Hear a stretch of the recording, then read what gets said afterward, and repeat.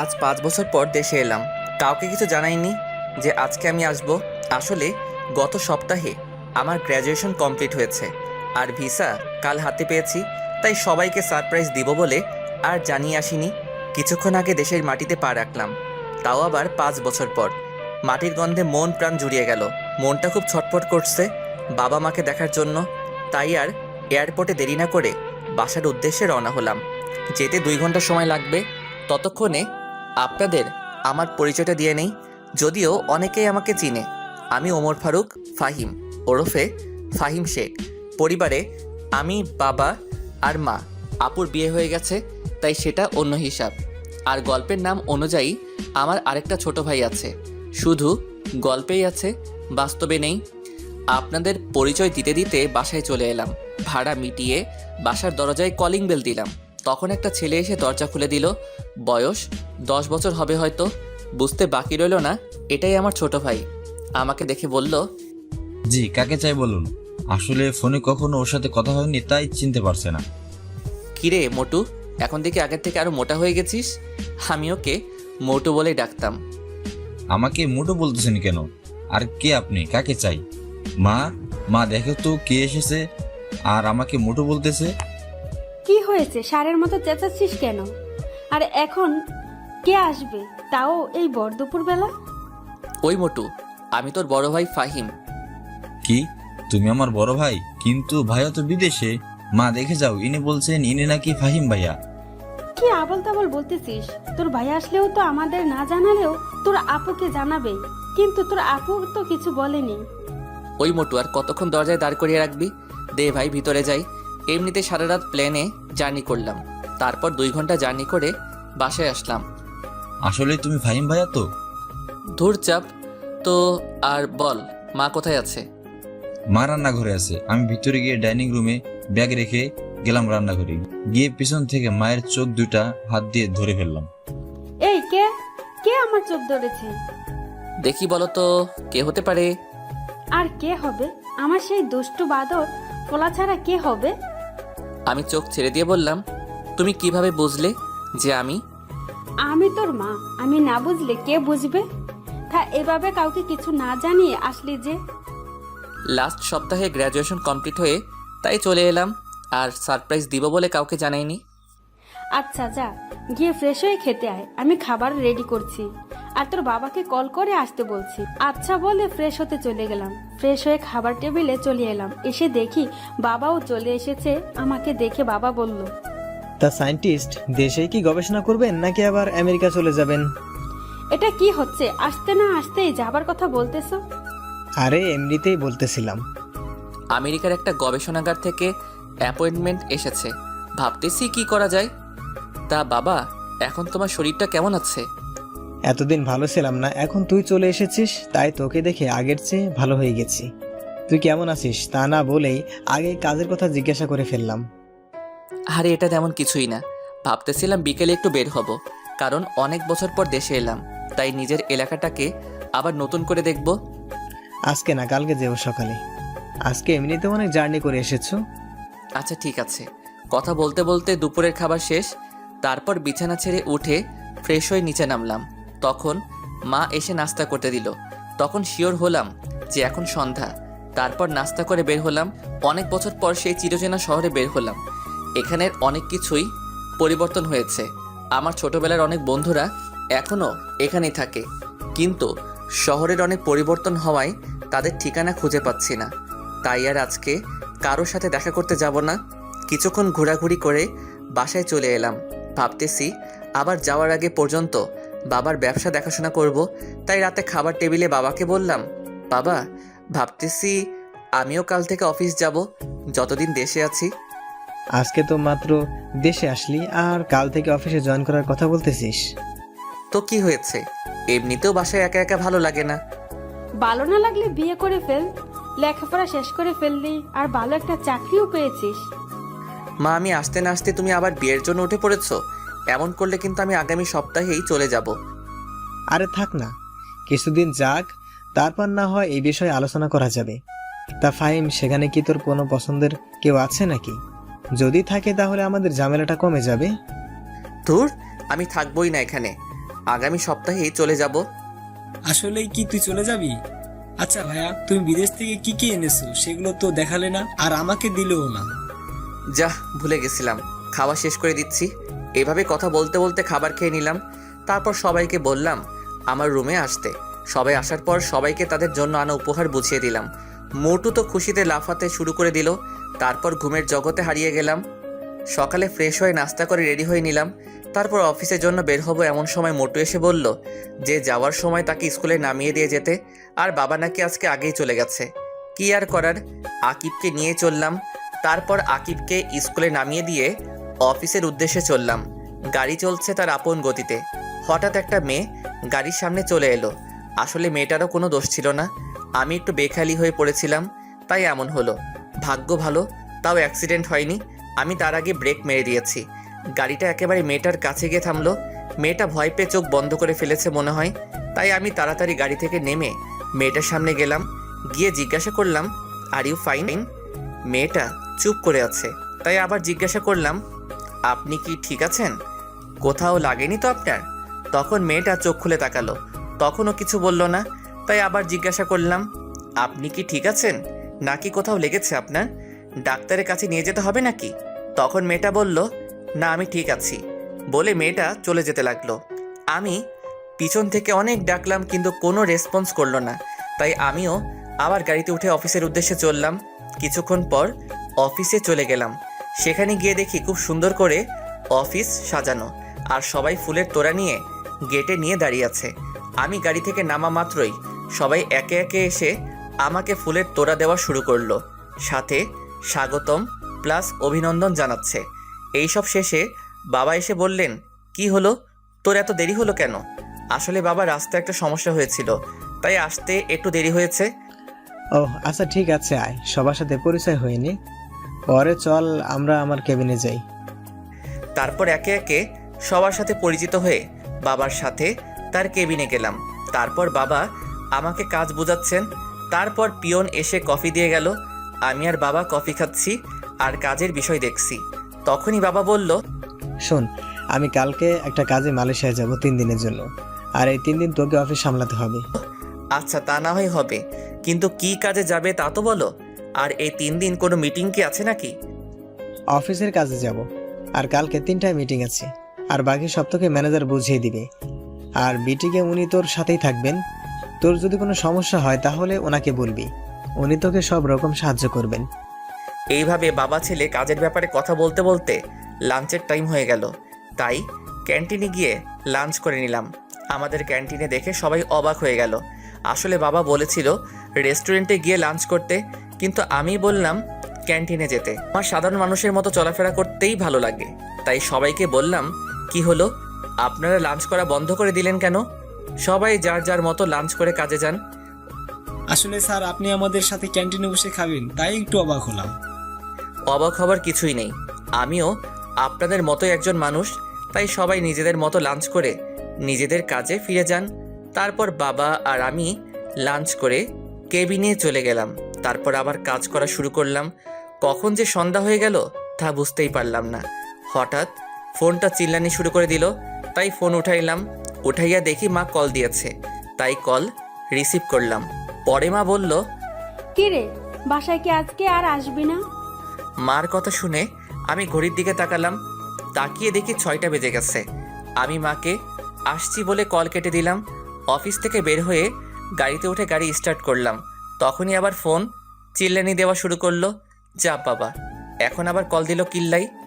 Call receive করার পর বাবা বলল এই শোন, আমি না আকিবকে তার ম্যাডামের বাসা থেকে আনতে ভুলে গেছি। তুই তো মনে হয় অফিস থেকে বের হয়ে গেছিস, তাই একটু আসার পথে তাকে নিয়ে আসিস। আচ্ছা, তুমি ঠিকানা দাও, আমি আসার সময় নিয়ে আসবনি। নিয়ে আসিস, কিন্তু ও একাই আসতে পারতো, কিন্তু রাত হয়ে গেছে তাই তোকে বললাম নিয়ে আসতে। আমি বাবার দেওয়ার ঠিকানায় চলে গেলাম।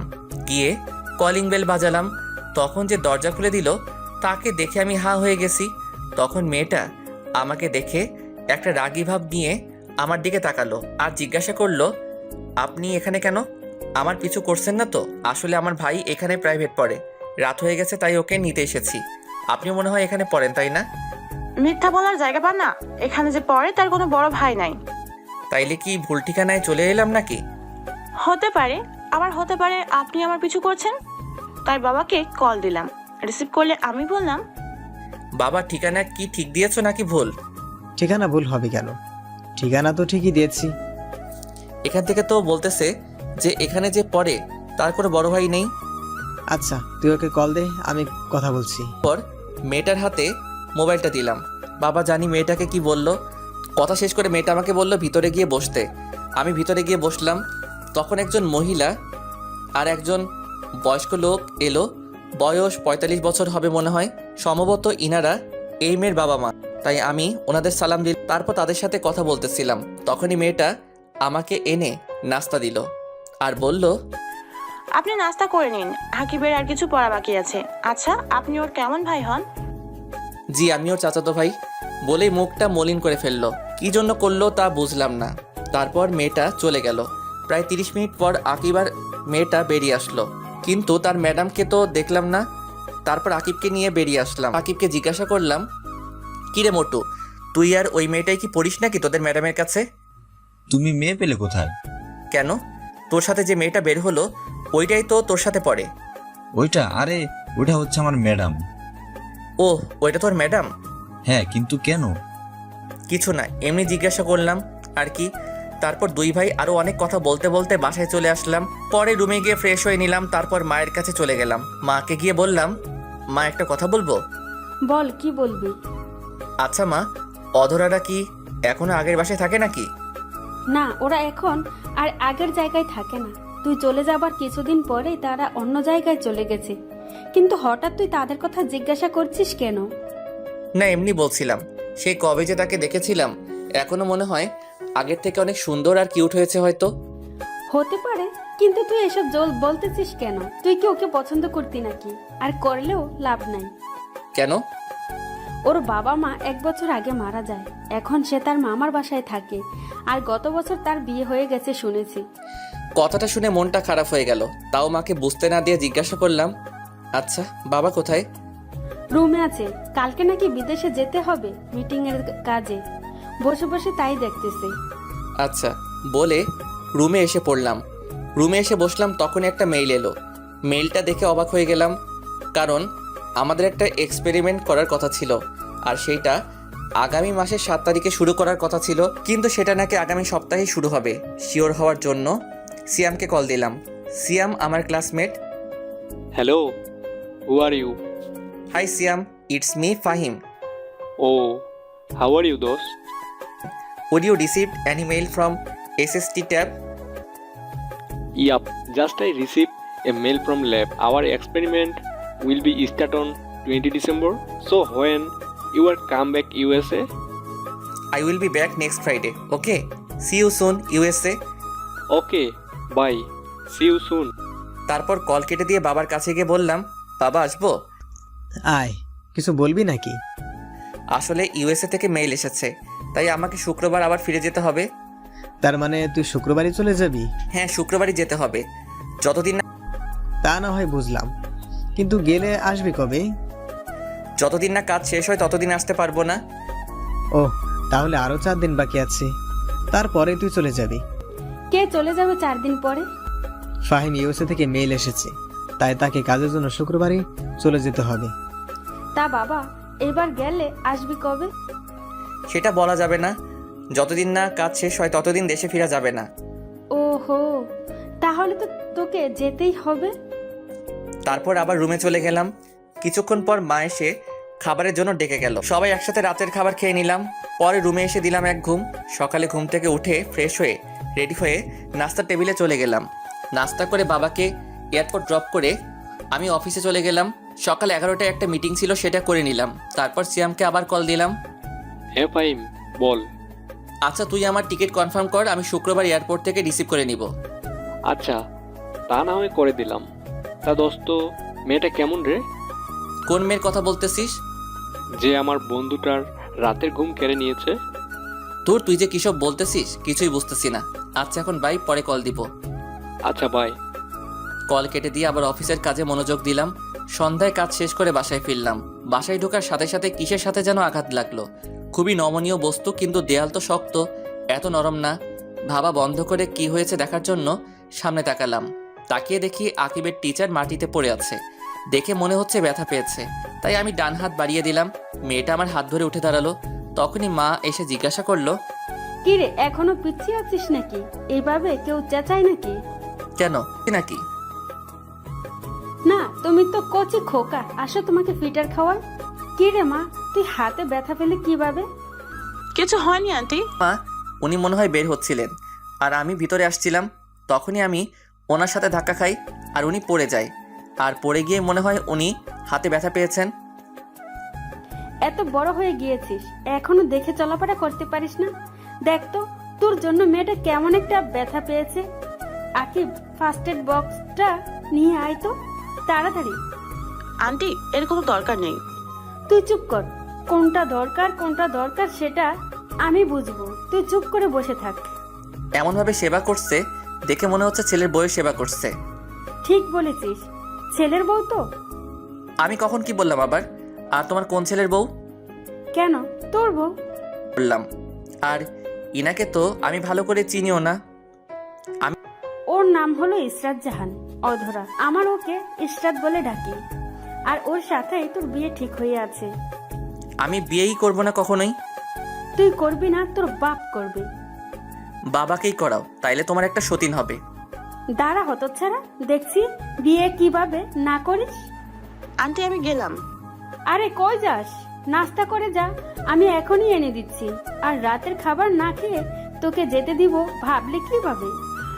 আন্টি, আজকে না, অন্য একদিন। এখন থেকে তো আকিবকে এখানে এসেই পড়াবো। সেটা পরে দেখা যাবে, এখন বস, রাতের খাবার খেয়ে যাবে। আর আমি এখন নাস্তা এনে দিতেছি, বস। তুই এখনো দাঁড়িয়ে আছিস কেন? যা গিয়ে ফ্রেশ হয়ে নে। যাচ্ছি। এমন করলে তো এখানে টিকাই যাবে। আমি কালকে চলে যাব, তখন দেখবো করে আমার সাথে এমন করো। যেদিনই যাস, যাওয়ার আগেই তোকে বিয়ে করাবো। সেটা দেখা যাবে না। আমি বিয়ে করব না মনের মতো কাউকে যতক্ষণ না পাই। আমিও দেখে নিব কি করে তুই বিয়ে না করিস। ইসরাত বিয়ের কথা শুনে মনে হয় লজ্জা পেয়েছে, মুখ পুরো লাল হয়ে গেছে। আমি গিয়ে ফ্রেশ হয়ে নিলাম। পরে আকিবের কাছে গেলাম, গিয়ে বললাম, কিরে মোটো, কি করিস? কি আর করবো, ম্যাডাম যা পড়া দিয়েছে সেগুলো পড়তেছি। ম্যাডাম কি চলে গেছে নাকি? কেন, ম্যাডাম চলে গেছে কিনা জানতে চাইছিস? একটু টিভি দেখতাম আর কি, একটা নতুন কার্টুন হচ্ছে সেটা দেখতে হবে তাই জিজ্ঞাসা করলাম। না আম্মু, তোর ম্যাডামকে নাকি তোর বউ করবে তাই বসিয়ে রেখেছে। আমার বউ না, তোমার বউ বানাবে। আর এটা হচ্ছে অধরা আপু, যাকে তুমি ভালোবাসো। আমি ভালোবাসি কি যা তা বলছিস এসব? কে কিসব বলতেছে? কই কিছু না তো। বলছিলাম কি, বিয়েটা যখন করতেই হবে তাহলে কালকেই করে নেই। চাইতেছিলাম বউকে একেবারে সাথে করে নিয়ে যাব। কিছুক্ষণ আগেই না বললি বিয়ে করবি না, এখন বলছিস বিয়ে করবি, বউকে সাথে নিয়ে যাবি? কিছুই তো বুঝতে পারছি না। আসলে মা, ভাইয়া পুরোটা বলার আগেই আমার মুখ চেপে ধরালো। বড়দের মাঝখানে কথা বলতে নেই, মোটো সেটা কি জানিস না? তুই ওকে আটকালি কেন? আকিব কি বলছিলি বলতো? আমি ওকে চোখের ইশারায় না বলতে বলে মুখ ছেড়ে দিলাম। কিছু না মা, আসলে ভাইয়া চাইছিল চলে যাবে, আর তুমিও তো বললে ভাইয়াকে যেভাবে হোক বিয়ে করাবে, তাই। সত্যি তো? মিথ্যা কেন বলবো তোমার সাথে? তাহলে কি কালকেই বিয়ের ব্যবস্থা করবে নাকি? জি না, এখন আর আপনাকে বিয়ে আপনি যাওয়ার আগে করানো যাবে না। আগে আমাকে জানতে হবে কি জন্য এই সময়ের মধ্যে আপনি রাজি হয়ে গেছেন। ধুর, ভাল লাগে না। আমি কালকেই চলে যাব বলে সিয়ামকে কল দিলাম। হেই সিয়াম, listen, I will be back on first flight tomorrow. So you confirm the ticket and let me know. Okay, I will let you know by cutting the trick. Okay bye বলে call কেটে দিলাম। পরে রুমে গিয়ে packing করে নিলাম। তারপর সন্ধ্যার নাস্তা করে রুমে চলে এলাম। এসে বাবাকে কল দিয়ে জানিয়ে দিলাম যে আমি কালকেই চলে যাব। বাবা জানতে চেয়েছিল কি হয়েছে, আমি কিছুই বলিনি। তারপর হালকা একটা ঘুম দিলাম।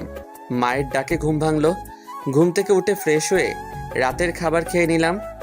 খাবার খেয়ে নিয়ে রুমে এসে বসেছিলাম। এমন সময় সিয়াম কল করে জানালো যে কাল সকাল 10টায় ফ্লাইট। আমি বললাম আচ্ছা ঠিক আছে। তারপর মা এসে বলল, এই শুন। বলো কি বলবা? আর একটা কথা, কালকে সকালে আমি চলে যাব, 6টায় বাসা থেকে বের হব। সত্যি তুই চলে যাবি? তা গেলে যাবি, তাতে কার কি আসে যায়? যা বলতে এসেছিলাম, আকিবের ম্যাডামকে বাসায় দিয়ে আয়।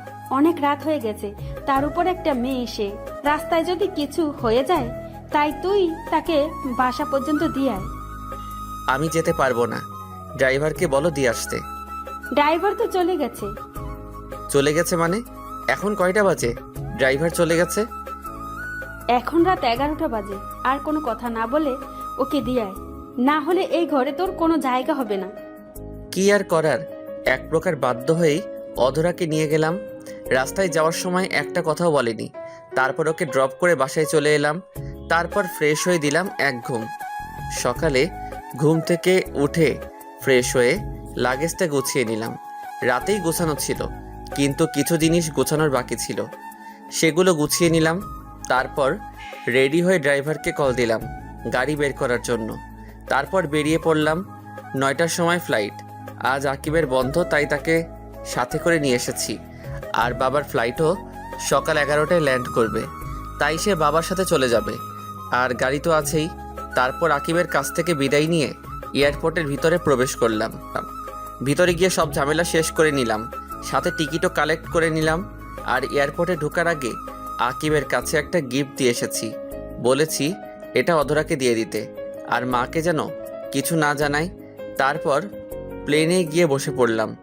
এখন 9টা 30 বাজে। এখন শুধু অপেক্ষা কখন প্লেন ছাড়বে। প্রায় 40 মিনিট পর প্লেন তার গন্তব্য এর উদ্দেশ্যে রওনা দিল। দীর্ঘ জার্নি করার পর আমেরিকা পৌঁছে গেলাম। তারপর এয়ারপোর্ট থেকে ট্যাক্সি নিয়ে ফ্ল্যাটের উদ্দেশ্যে রওনা দিলাম। ফ্ল্যাটে পৌঁছে গিয়ে কলিং বেল বাজালাম। সিয়াম এসে দরজা খুলে দিল। ভিতরে গিয়ে ফ্রেশ হয়ে নিলাম। তারপর বাসায় কল দিয়ে জানিয়ে দিলাম যে আমি এখানে পৌঁছে গেছি। জানিয়ে একটা ঘুম দিলাম, কারণ এখানে এখন সকাল আর বাংলাদেশে রাত, তাই কিছুদিন সমস্যা হবে। আমি ঘুমিয়ে যাওয়ার পর সিয়াম শপিং মলে চলে গেল। শপিং থেকে খাবারের সব জিনিস নিয়ে এলো। আসলে এখানে সিয়াম তার বউয়ের সাথেই থাকে। গত সপ্তাহে ওদের বিয়ে হয়েছে। আমি যাওয়ার আগেই ওদের বিয়েটা করিয়ে দিয়ে যাই, কিন্তু তাদের বিয়েটা ফ্যামিলিগতভাবেই হয়। সিয়ামের বউয়ের নাম হচ্ছে অরিন। তারা এখানেই থাকে, কিন্তু তারা বাংলাদেশি। কি করে এটা হলো ভাবছেন তো? তাহলে চলুন শুরু থেকে বলি। ফ্ল্যাশব্যাক। 5 বছর আগে আমার সায়েন্টিস্ট হওয়ার স্বপ্ন পূরণ করার জন্য একটা স্কলারশিপের আবেদন করি, আর কিছু মাস পরে সেটা পেয়েও যাই। আর সেটা আমেরিকার ছিল, তাই এই সুযোগ হাতছাড়া করতে চাইনি। তারপরে আমি আমেরিকা চলে আসি আপনজনদের ছেড়ে। এখানে এসে তেমন কাউকে চিনতাম না, ভার্সিটির হলেও জায়গা ছিল না। তখনই আমার সিয়ামের সাথে দেখা হয়। তারপর সিয়ামের সাথে আমার প্রবলেমটা শেয়ার করার পর সে বলে তার সাথে থাকতে। তার সাথে তার আরেক বন্ধু থাকে, তার নাম মেঘ। তারপর থেকে আমরা একসাথে থাকি। আর সিয়ামের বউ হচ্ছে আমাদের বাড়িওয়ালার মেয়ে। আর ভার্সিটি থেকেই এদের রিলেশন। আর আমাদের বাড়িওয়ালা আমাকে খুব পছন্দ করত, তাই আমার সাথে অরিনের বিয়ে দিতে চেয়েছিল, কিন্তু আমি মানা করে দেই। কারণ ভালো একজনকেই বাসা যায়, অনেকজনকে নয়। অনেকজনকে ভালোবাসাটা ভালোবাসা নয়, সেটা হচ্ছে চোখের মোহ বা টাইম পাস। আর আমি অধরাকে ভালোবাসতাম, তাই বাড়িওয়ালাকে মানা করে দিয়েছিলাম। অনেক কষ্টে বাড়িওয়ালাকে রাজি করিয়েছিলাম অরিন আর সিয়ামের বিয়ে দিতে। তাদের বিয়ের পর আমিও চলে যাই দেশে। তারপর সেদিন মা যখন বলল যে অধরার বিয়ে হয়ে গেছে, তখন খুব কষ্ট হয়েছিল, কিন্তু আকিবের কাছ থেকে জেনে পরে আবার খুশিতে নাচতে মন চাচ্ছিল। আর বাকিটা তো আপনারা জানেনই। সিয়াম মার্কেট থেকে আসার পর অরিন গিয়ে রান্না করলো, আমিও গিয়ে গোসল করে নিলাম। তারপর সবাই একসাথে লাঞ্চ করে নিলাম। বিকেলে সবাই মিলে অনেকক্ষণ আড্ডা দিলাম। পরে সন্ধ্যায় আমি, সিয়াম আর মেঘ ঘুরতে বের হলাম। রাতের আমেরিকা দেখতে খুবই চমৎকার। এর উপরে রাগ দেখিয়ে তো চলে এলাম। এখন আর ভালো লাগছে না। বাইরে ঘোরাঘুরি করে রাত 10টায় বাসায় এলাম। এসে ফ্রেশ হয়ে নিলাম। তারপর রাতের খাবার খেলাম। আঙ্কেল আন্টির সাথে কিছুক্ষণ আড্ডা দিয়ে ঘুমাতে চলে গেলাম। ঘুমানোর আগে কল দিয়ে বাবা মায়ের সাথে কথা বললাম। পরে আকিবকে জিজ্ঞাসা করলাম, কিরে মোটু, কেমন আছিস? জি আমি ভালো আছি ভাইয়া, তুমি কেমন আছো? আলহামদুলিল্লাহ, আমিও ভালো আছি। তা আজকে কি তোর ম্যাডামের কাছে পড়তে গিয়েছিলি নাকি? হ্যাঁ ভাইয়া গিয়েছিলাম, আর সেটাও দিয়ে এসেছি, কিন্তু সেটাতে কি এমন আছে যা আমাকে দেখতে দিলে না? কালকে পড়তে গেলেই দেখতে পাবি। আচ্ছা এখন রাখি, ঘুমাবো। সকালে উঠে কল দিবনি। এখন ঘুমাবে কেন? এখন তো সকাল। ওরে গাধা, এটা আমেরিকা। বাংলাদেশে সকাল হলে এখানে রাত, আর এখানে সকাল হলে বাংলাদেশে রাত। তুই কি তোদের সমাজ বই পড়িসনি নাকি? ও আচ্ছা ভাই। তারপর ফোন রেখে দিলাম এক ঘুম। হঠাৎ ফোনের চিল্লানির আওয়াজে ঘুমটা ভেঙে গেল। দূর শালা, এখন আবার কে ফোন দিল? মাত্র ঘুমাইলাম। বিরক্তি বোধ নিয়ে ফোনের দিকে তাকিয়ে দেখি বাংলাদেশের নাম্বার, কিন্তু এটা তো বাবা মা বা আপুর নাম্বার না। এইসব ভাবিতে ভাবিতে কলটা কাটিয়া গেল। আবার কল আসায় ভাবনার জগৎ থেকে বেরিয়ে এসে কল রিসিভ করলাম। কল রিসিভ করে আমি, আসসালামু আলাইকুম, কে বলছেন? ওয়ালাইকুম আসসালাম। লেখক সাহেব কেমন আছেন? জি আলহামদুলিল্লাহ ভালো, কিন্তু আপনি কে? কি করতেছেন এখন? আগে বলুন তো আপনি কে, কারণ বাংলাদেশে আমার নাম্বার আমার বাবা মা ছাড়া আর কেউ জানে না। কিন্তু আপনি পেলেন কোথায়? আস্তে আস্তে সব জানতে পারবেন। আমি এখনই টুট টুট টুট। আমি কত শেষ করার আগেই কলটা কেটে দিল। আমিও আবার দিলাম আরেক ঘুম। আবার ঘুমটা ভেঙে গেল সিয়ামের ডাকাডাকির কারণে। তাই ঘুম থেকে উঠে ওকে দিলাম কিছুক্ষণ উত্তম মধ্যম দোলাই, কিন্তু মেঘকে দেখতে পেলাম না। সিয়ামকে জিজ্ঞাসা করে জানতে পারি ও নাকি ভার্সিটি গেছে, কিন্তু ও তো আমাদের সাথেই ডিগ্রি নিয়েছে। আরে তুই বুঝতে পারিসনি ও কেন গিয়েছে? কেন? দূর বেটা, এই 2 দিনেই ভুলে গেলি? মেঘ লুচ্চামি করতে ভার্সিটিতে গিয়েছে। শালায় এখনো ভালো হয়নি, এখনো সেই লুচ্চামি করে। এই লুচ্চামি করতে গিয়ে যে মেয়ে কত মেয়ের হাতে মাইর খাইছে তা হিসাবের বাহিরে। এরই মধ্যে আগমন অরিনের। এসে আমাকে জিজ্ঞাসা করলো, ভাইয়া কার কথা বলছেন? কে মেয়েদের হাতে মার খেয়েছে? কে আবার? তোমার গুণধর স্বামী। ভাইয়া সত্যি বলছেন তো নাকি? অরিন, তুই আমার ছোট বোনের মতো। আমি তোকে মিথ্যা বলবো এটা তুই ভাবতে পারলি কি করে? বুঝতে পারছি তোরা কেউ আমাকে দেখতে পারিস না, তাই আমি ঠিক করেছি আমি এখান থেকে চলে যাব। আমার বলা শেষ করে তাকিয়ে দেখি অরিন সিয়ামকে মারা শুরু করে দেয়, আর সাথে কান্না করতে করতে বলছে, আমি তোকে এত ভালোবাসি আর তুই অন্য মেয়েদের পিছনে ঘুরিস কেন?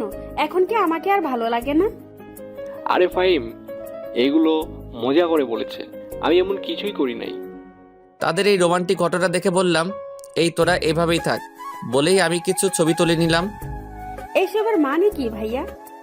আসলে আরেকবার পরীক্ষা করে দেখে নিলাম যে তোমাদের দুইজনের ভালোবাসা একই রকম আছে কিনা। তাই বলে তুই এটা করবি? তারা দেখাচ্ছে মজা বলেই সিয়াম উঠলো আমাকে তাড়া করার জন্য, কিন্তু আমাকে আর কে পায়? এক দৌড় দিয়ে বেরিয়ে আসলাম। তারপর বেরিয়ে পড়লাম এক বিপদে। দৌড়েতে চলে এলাম কিন্তু গাড়ির চাবি তো আনিনি, তাই আবার ফিরে গিয়ে চাবি নিয়ে এলাম। তারপর গাড়িতে উঠে গাড়ি স্টার্ট দিলাম। পরে কিছুক্ষণ ঘোরার উদ্দেশ্যে বাসা থেকে বের হলাম। কিছু দূর যাওয়ার পর দেখি রাকিবা দাঁড়িয়ে আছে, তাই তাকে দেখে গাড়ি দাঁড় করালাম। রাকিবা হচ্ছে আমার ফ্রেন্ডের বোন। ফ্রেন্ডের সাথে পরে পরিচয় করিয়ে দিবনি।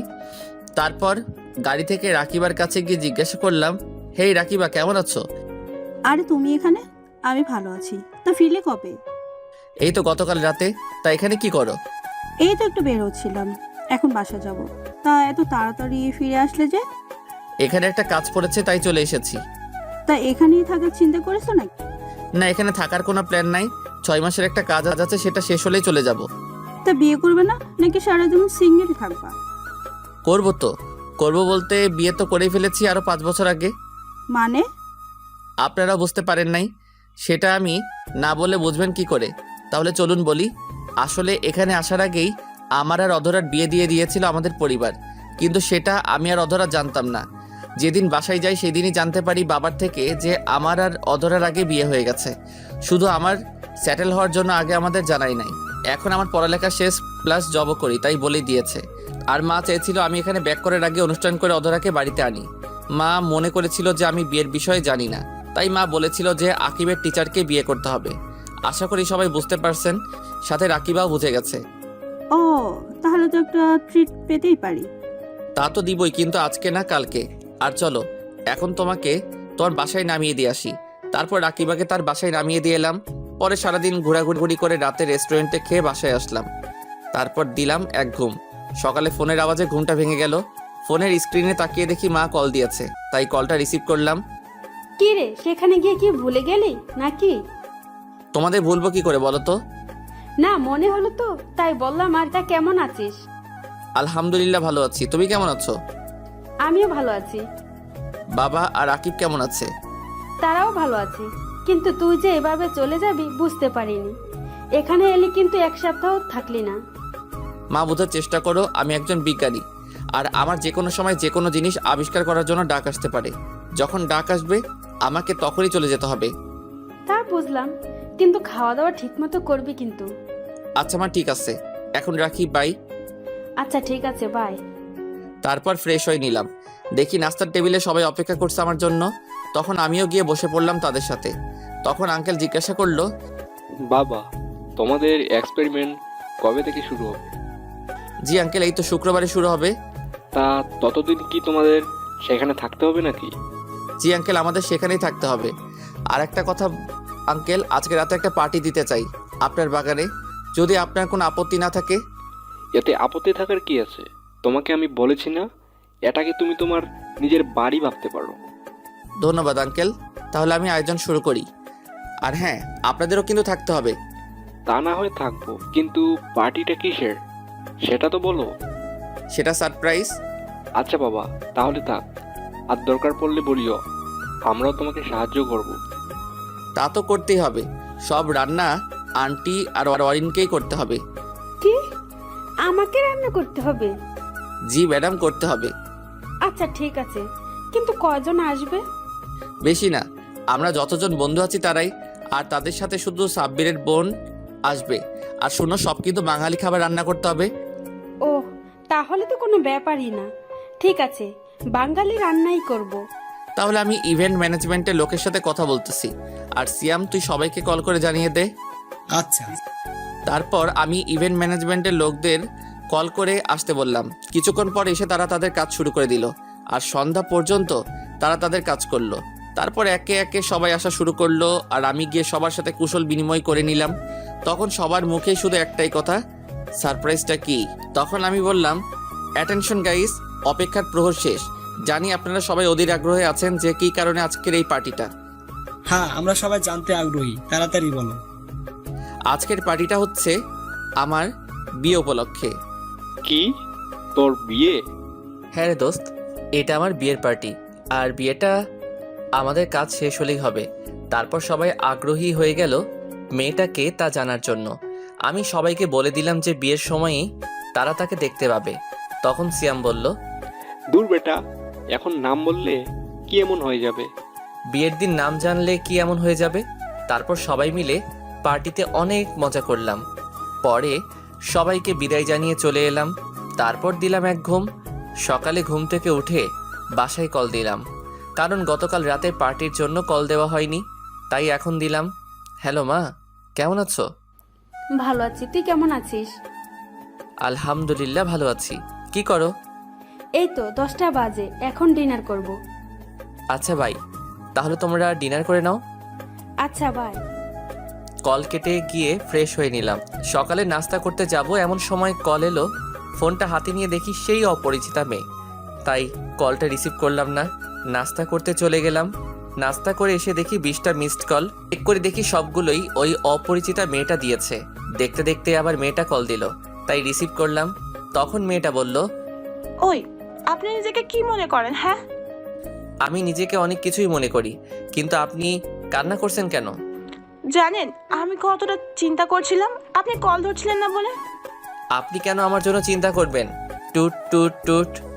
কলটা কেটে দিল কোনো উত্তর না দিয়ে। চিন্তায় পড়ে গেলাম, কে এই মেয়েটা, আর কল করে কী সব বকলো। তখনই সিয়াম এসে বলল, ফাইম, চল ঘুরতে যাই। বিয়ের পরেও এখনো পর্যন্ত আমরা একদিনও ঘুরতে যাইনি। আজকে ভালো লাগছে না, আমি যাব না, তোরাই গিয়ে ঘুরে আয়। আমাদের সাথে চল, ঘুরলে তোর মন ভালো হয়ে যাবে। আমি আর অরিন নিচে অপেক্ষা করছি, 5 মিনিটের মধ্যে নিচে চলে আয়। বলে সিয়াম চলে গেল। আমিও বাধ্য হয়ে রেডি হয়ে নিচে চলে গেলাম। আমি গাড়ি চালাইনি, সিয়ামই ড্রাইভ করেছে, আর তার পাশের সিটে অরিন বসেছিল। তারপর সারাদিন আমরা বিভিন্ন জায়গায় ঘুরলাম। রাতে বাইরে থেকে খেয়ে এসেছিলাম, তাই ফ্রেশ হয়ে ঘুমিয়ে গেলাম। এইভাবে দিন কাটতে লাগলো। সেদিনের পর থেকে মেয়েটা আর কল দেয়নি, আমিও সেটা নিয়ে মাথা ঘামাইনি। কিন্তু একটা জিনিস ভেবে অবাক হচ্ছি, আমি কল না ধরাই সেদিন কান্না করলো কিল্লাই। সিয়ামের ডাকে ভাবনার জগৎ থেকে বের হলাম। তারপর সিয়ামের সাথে শপিং করতে গেলাম। কাল থেকে এক্সপেরিমেন্ট শুরু হবে, যতদিন লাগে এক্সপেরিমেন্ট শেষ হতে ততদিন সেখানে থাকতে হবে, আর ততদিন কারোর সাথে যোগাযোগ করা যাবে না। সারাদিন শপিং আর ঘোরাঘুরি করে রাতে বাসায় ফিরলাম। রাতের খাবার খাওয়ার আগে বাসায় কল দিয়ে সবার সাথে কথা বলে নিলাম, কারণ জানি না আবার কবে তাদের সাথে কথা বলতে পারবো। তাদের জানিয়ে দিলাম যে কাল থেকে আমার কাজ শুরু হবে। তারপর কথা শেষ করে খেয়ে দিলাম এক ঘুম। সকালে ঘুম থেকে উঠে ফ্রেশ হয়ে নিলাম। আজকে আমি খুব খুশি। আজকে আমি আমার কর্মজীবনে পা দিব। তারপর গিয়ে নাস্তা করে নিলাম। ফোনটা বন্ধ করে বাসায় রেখে নিলাম, কারণ সেখানে আমি সবাইকে বলে দিয়েছি কেউ যেন ফোন নিয়ে না যায়। আমি চাই যত তাড়াতাড়ি সম্ভব কাজটা শেষ করতে, প্লাস সবাই যেন শুধু কাজেই মনোযোগ দেয়, কারণ কাজটা খুব ইম্পর্টেন্ট। একটু ভুল হলে সব শেষ। তারপর আমি, সিয়াম আর অরিন বেরিয়ে পড়লাম এসএসটি ল্যাবের উদ্দেশ্যে। ল্যাব থেকেই গাড়ি পাঠানো হয়েছিল। গাড়িতে উঠে দেখি শান্ত প্লাস আমার বাকি বন্ধুরাও আছে। আসলে এই প্রজেক্টে শুধু আমরা বন্ধুরাই, আর সাথে কিছু আমেরিকার ফ্রেন্ড।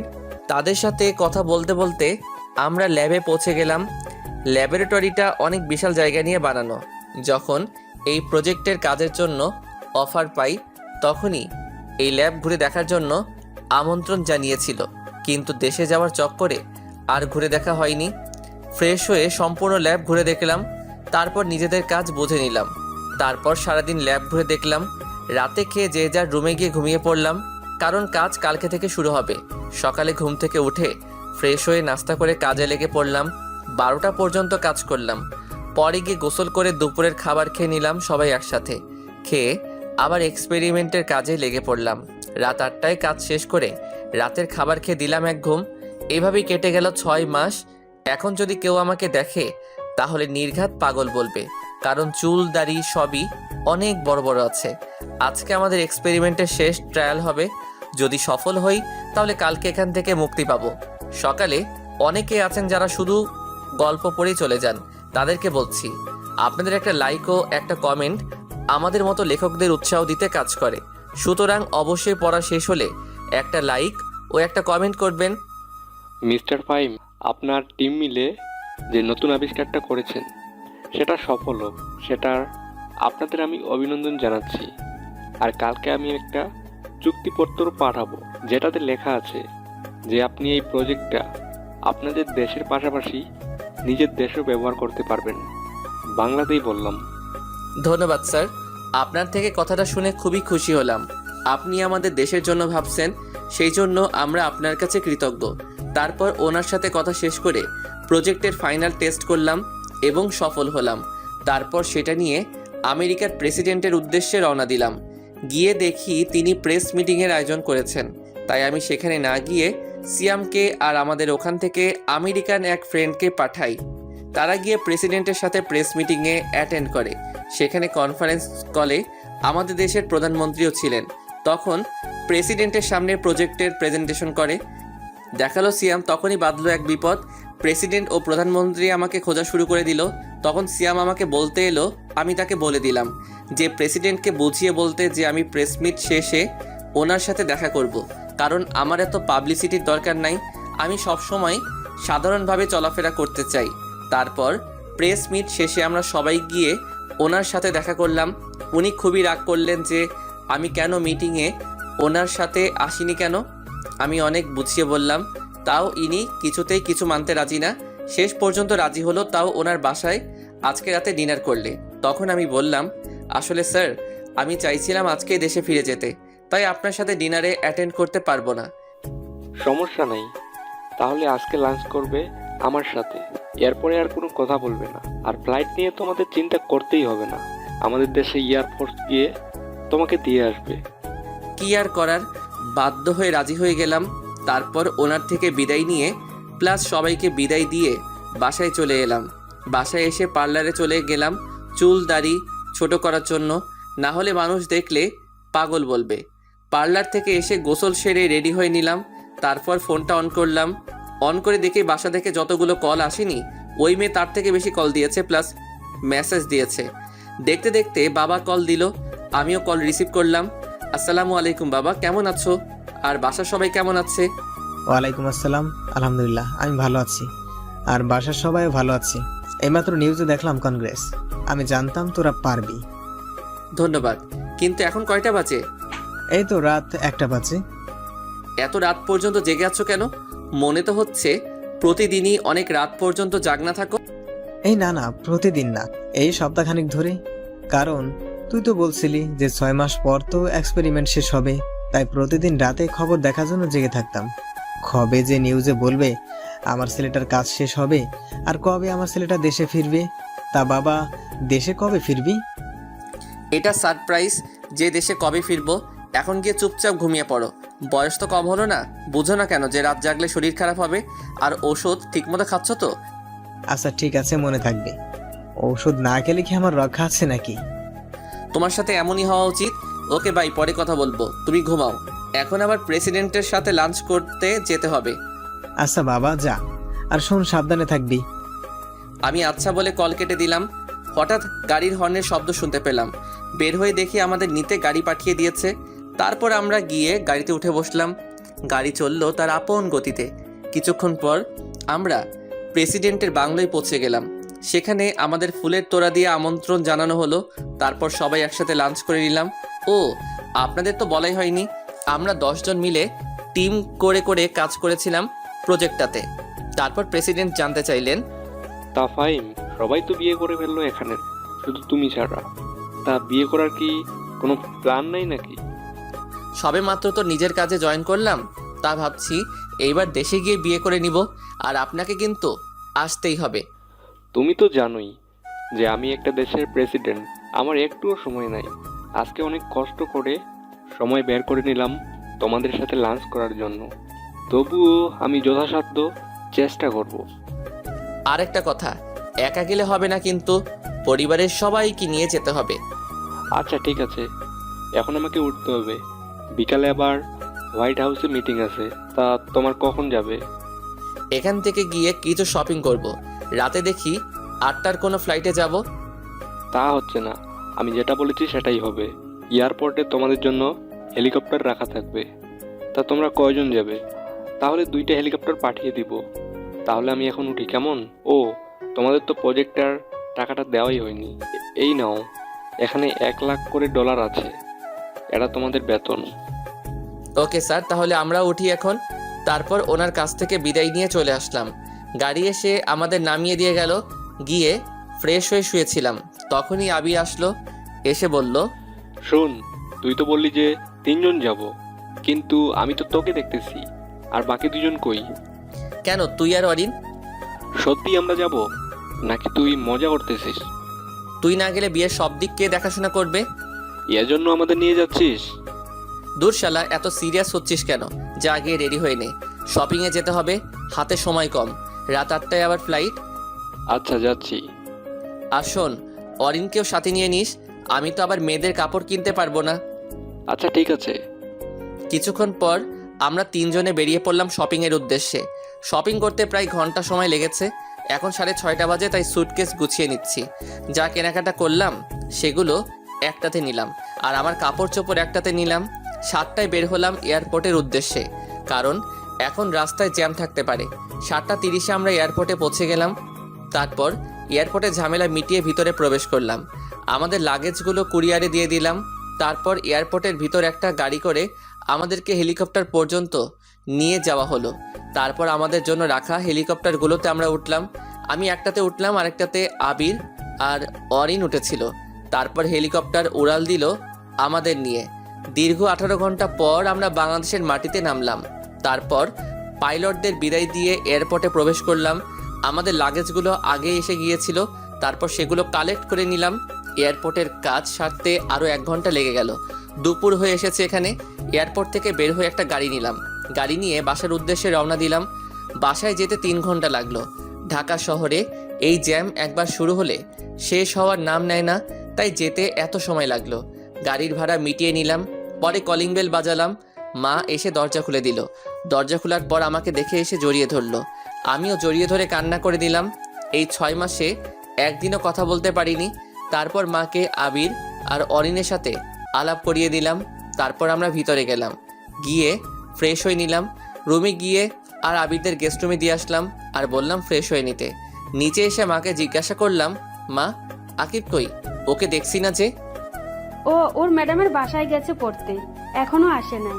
আর তার উপরে ওর ম্যাডামও নাকি অসুস্থ। ও আচ্ছা, তা বাবা কি ওকে নিয়ে ফিরবে নাকি আমি গিয়ে নিয়ে আসবো? যাবে বলতেছিস যখন যা, বাইকেও নিয়ে আয় আর নিজের বউকেও দেখে আয়। হাজার হোক কিছুদিন অসুস্থ ছিল বলে কথা। মা তুমি আবার শুরু করলে? তারপর অরিন আর আবিরকেও বললাম চলতে। তাদের নিয়ে চললাম আকিবকে আনার উদ্দেশ্যে। গাড়িতে ওঠার পর আবির জিজ্ঞাসা করলো, কি রে, আমরা এখন কোথায় যাচ্ছি রে? কে আনতে? সে কোথায় থাকে রে? বাবা মায়ের সাথেই থাকে। এখন তাকে প্রাইভেট থেকে আনতে যাচ্ছি। আরও একটা কারণ আছে সেখানে যাওয়ার, কিন্তু সেটা সারপ্রাইজ। ওকে, সারপ্রাইজ হলে আর কি করার, এখন তাহলে অপেক্ষাই করতে হবে। তারপর গাড়ি নিয়ে বেরিয়ে পড়লাম আকিবের ম্যাডামের বাসার উদ্দেশ্যে, মানে আমার হবু বউয়ের বাসার উদ্দেশ্যে। মিনিট 10 পরে আমরা আমাদের গন্তব্যে পৌঁছে গেলাম। গাড়ি থেকে নেমে সিঁড়ি বেয়ে 3 তলায় চলে গেলাম। গিয়ে কলিং বেল বাজালাম। যিনি দরজা খুলে দিল ওনাকে দেখে পরিচিত মনে হলো না, তাই জিজ্ঞাসা করলাম।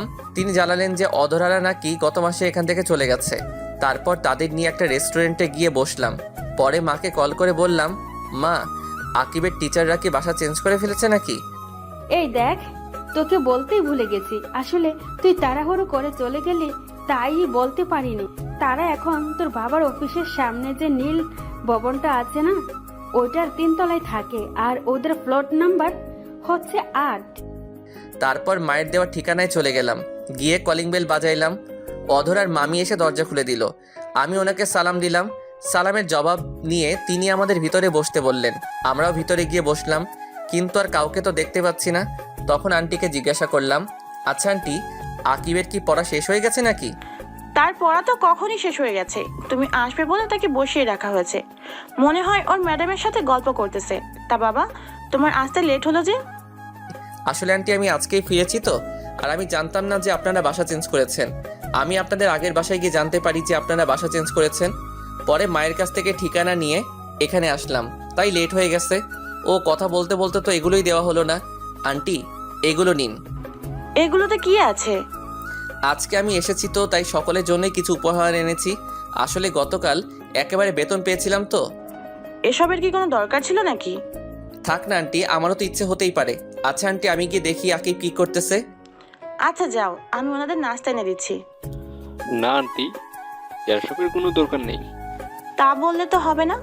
প্রথমত তোমরা প্রথমবার আমাদের বাসায় এসেছো, দ্বিতীয়ত তোমরা ওর ফ্রেন্ড, তাই কোনো না শুনিব না বলেই আন্টি তাদের জন্য নাস্তা আনিতে চলে গেল। আমিও অধরার রুমের দিকে চলে গেলাম।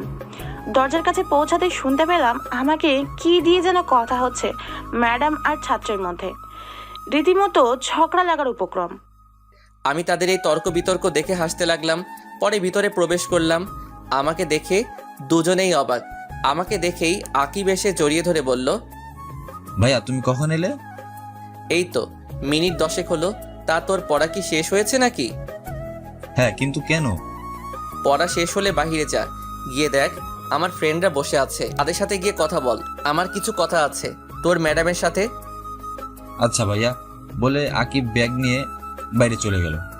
এখন কেমন আছেন? শুনলাম আপনি নাকি অসুস্থ ছিলেন। আলহামদুলিল্লাহ ভালো আছি। তা আপনি দেশে কবে এলেন? এই তো আজকে দুপুরে আসলাম, এসেই এখানে এলাম।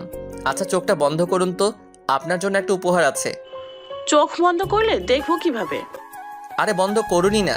তারপর অধরা চোখ বন্ধ করলে আমি তাকে তার জন্য আনা চেনটা তাকে পরিয়ে দিলাম। সাথে সাথেই ঠাস, অধরা আমাকে চড় মারলো। কিন্তু কেন মারলো? আপনার সাহস কি করে হয় আমাকে চেন পরানোর? আপনি কি জানেন না প্রাপ্তবয়স্ক ছেলে কোনো প্রাপ্তবয়স্ক মেয়ের শরীর ছোঁয়ার কোনো অধিকার নেই বিয়ের আগে? চেনটাই তো পরিয়ে দিলাম, এতে এত রিয়াক্ট করার কি আছে? এটা আমেরিকা নয় যে যা ইচ্ছা তাই করা যাবে। এখানে একটা মেয়ে একটা ছেলের হাত ধরে হাঁটলেও মেয়েটাকে দোষী করা হয়, আর সেখানে আপনি। আচ্ছা সরি। ততক্ষণে আবির, অরিন ও অধরার মামি এসে জিজ্ঞাসা করতে লাগলো, কিরে কি হয়েছে, এভাবে চেঁচাচ্ছিস কেন? আসলে আমি বলার আগেই অধরা বলল, কিছু হয়নি, আর আপনি এখন আসতে পারেন। তারপর সেখান থেকে চলে আসি। বের হয়ে আকিবকে বলি বাবাকে কল করে বলতে ড্রাইভারকে পাঠিয়ে দিতে ওদের নেওয়ার জন্য। বলে আমি গাড়ি নিয়ে সেখান থেকে সোজা নদীর পাড়ে চলে আসি। এদিকে আকিব বাবাকে কল করে গাড়ি পাঠাতে বললে বাবা বলেন, গাড়ি পাঠাবো কেন? ফাহিমরা তোকে আনতে গেছে। বাবা ভাইয়া এসেছিল, তোমায় বাসায় এসে বলবো এখন তাড়াতাড়ি গাড়ি পাঠাও। আর সাথে ভাইয়ার বন্ধু ওনার বউ দাঁড়িয়ে আছে। আচ্ছা আমি গাড়ি পাঠিয়ে দিচ্ছি। আর তোর ভাই কোথায় যাচ্ছে, কিছু কি বলে গেছে নাকি? না, কিছুই বলে যায়নি। আচ্ছা বলে কল কেটে দিলেন, তারপর ড্রাইভারকে বলে দেন আকিবকে নিয়ে আসতে। এদিকে আমি নদীর পাড়ে এসে একটা বেঞ্চিতে বসে পড়ালাম। খুব খারাপ লাগছিল। কি এমন করেছিলাম যার জন্য আমাকে এইভাবে আমার বন্ধু ও তার বউয়ের সামনে এভাবে অপমান করলো। কিছুক্ষণ পর মনে হলো পিছনে এসে একটা গাড়ি দাঁড়ালো, তাই পিছনে তাকালাম। দেখলাম বাবা গাড়ি থেকে নামলেন, নেমে আমার দিকে এগিয়ে এলেন, এসে আমার পাশে বসলেন। বসে, তোর মন খারাপ কেন জানতে পারি কি? কিছু হয়নি বাবা। আমার ছেলেটা আজ এত বড় হয়ে গেছে, এখন নিজের দুঃখ নিজের মধ্যে চেপে রাখতে জানে, আর আমাকেও এখন সেটা বলতে চায় না। বাবা তেমন কিছুই না। যদি কিছু নাই হতো তাহলে এই রাতের বেলা এই নদীর পাড়ে এসেছিস আর কি লুকানোর চেষ্টা করছিস? আমি সবটাই জানি। বাসায় এসে আকিব আমাকে সব বলেছে। ও আচ্ছা। চল বাসায় যাবি, আর এই বিষয় নিয়ে পরে আলোচনা করা যাবে। তারপর বাবা ড্রাইভারকে বলল গাড়ি নিয়ে চলে যেতে। পরে আমি আর বাবা আমার গাড়িতে করে চলে এলাম। বাসায় এসে ফ্রেশ হয়ে নিলাম, তারপর ডিনার করে গিয়ে ঘুমিয়ে গেলাম। কারোর সাথে তেমন কোনো কথা বলিনি। পরের দিন ঘুম থেকে উঠে ফ্রেশ হয়ে নাস্তার টেবিলে চলে গেলাম। সাথে আবির ও অরিনও আছে। সবাই মিলে নাস্তা করছিলাম। এমন সময় বাবা বললেন, আমি চাচ্ছিলাম ফাহিমের বিয়েটা গ্রামের বাড়িতে গিয়ে করানোর জন্য। এমনিতেও গ্রামে তেমন একটা যাওয়া হয় না, আর ওর চাচা চাচিরাও তো গ্রামে থাকে। এটা ঠিকই বলেছে তুমি, এটা করলেই ভালো হবে। আমি ভাবছিলাম যে আগামী সপ্তাহের শুক্রবার বিয়ের কাজটা শেষ করে ফেলতে, আর তুমি আজকে গ্রামে চলে যাবে। এত তাড়াতাড়ি করার কি প্রয়োজন? প্রয়োজন আছে বলেই তো বলছি, যা বললাম সেটাই যেন হয়। বলে বাবা খাবার খেয়ে অফিসের উদ্দেশ্যে চলে গেল। আমরাও নাস্তা করে নিলাম। তারপর আবিরদের নিয়ে বেরিয়ে পড়লাম শহর ঘুরে দেখাতে। অনেক বছর পর আবির দেশে আসলো, আর অরিনের তো জন্মই সেখানে, তাই তাদের নিয়ে ঘুরতে বের হলাম। ঢাকার প্রায় সব জায়গায় আমরা ঘুরে দেখে ফেললাম। সন্ধ্যায় বাসায় এসে ফ্রেশ হয়ে নিলাম। তারপর সবাই মিলে আড্ডা দিতে লাগলাম। অরিন আবার তেমন বাংলা বলতে পারে না, কারণ জন্মের পর থেকেই সেখানে থেকেছে তো, তাই ইংলিশটাই ভালো পারে। আর ওদেরকে আমি 1 মাস এখানে থাকতে বলেছি, আর এই কয়দিনে ওকে বাংলা শেখানোর দায়িত্ব মাকে দিয়েছি। আমি মাকে বললাম, মা বলছিলাম কি, আজকে তো বুধবার, তাই যদি শনিবার গ্রামে যাই তাহলে কেমন হবে? তোর বাবা যখন বলেছে নিশ্চয়ই কিছু ভেবেই বলেছে, তাই তুই কালকেই চলে যা, আর সাথে আবির আর অরিনকেও নিয়ে যা। আচ্ছা ঠিক আছে। কতদিন পর দেশে এলাম, একটু শান্তিতে বাসায় থাকবো, সেটাও হচ্ছে না। ফিসফিস করে কি বলতেছিস? কই কিছু বলিনি তো। কিছুক্ষণ পর বাবাও এসে গেলেন। পরে সবাই একসাথে ডিনার করে নিলাম। ডিনার করার পর আমি রুমে গিয়ে গিফটগুলো নিয়ে আসলাম। পরে সবাইকে নিজেদের গিফটগুলো বুঝিয়ে দিলাম। সব থেকে বেশি গিফট আকিবের জন্য এনেছিলাম, আর অধরার জন্য আনা গিফটগুলো আমার লকারে রেখে দিলাম। গিফটগুলো বুঝিয়ে দেওয়ার পর ঘুমাতে চলে এলাম। কিছুক্ষণ পর আকিব আমার রুমে এসে বলল সে নাকি আমার সাথে ঘুমাবে। আমি আর মানা করতে পারলাম না। শুয়ে পড়ার পর আকিব অধরার কথা বলা শুরু করলো। এদিকে আমি ঘুমিয়ে পানি। আজকে অনেক ধকল গেল, তো সকালে তাই শুয়ে পড়ার পরই চোখটা লেগে যায়, আর আমি চলে গেলাম ঘুমের অতল দেশে। আকিব আমার কোনো সাড়া না পেয়ে সেও কিছুক্ষণ ঘুমিয়ে গেল। সকালে ঘুম থেকে উঠে দেখি আকিব আমাকে কোলবালিশের মতো জড়িয়ে ধরে ঘুমিয়ে আছে। তাকে আমার থেকে ছাড়িয়ে আমি ফ্রেশ হতে যাই। ফ্রেশ হয়ে এসে আকিবকে ডেকে তুলে দিলাম, কারণ আজকে আকিবের স্কুল আছে, তাই ওকে ডেকে তুলে ফ্রেশ হতে পাঠিয়ে দিলাম। আকিব ফ্রেশ হয়ে এলে আমরা নিচে যাই নাস্তার টেবিলে। গিয়ে দেখি সবাই আমাদের 2 ভাইয়ের আগেই উঠে গেছে আর নাস্তার টেবিলে বসে আছে। কিছুক্ষণ পর মা এসে নাস্তা দিয়ে গেল। আমরা নাস্তা করতে শুরু করলাম। তখন বাবা জানতে চাইলো যে কবে আমি গ্রামের বাড়ি যাব। আমাদের সেখানে যাওয়ার কথা শুনেই আকিবও বায়না ধরলো যে আমাদের সাথে যাবে, কিন্তু বাবা দিতে রাজি না।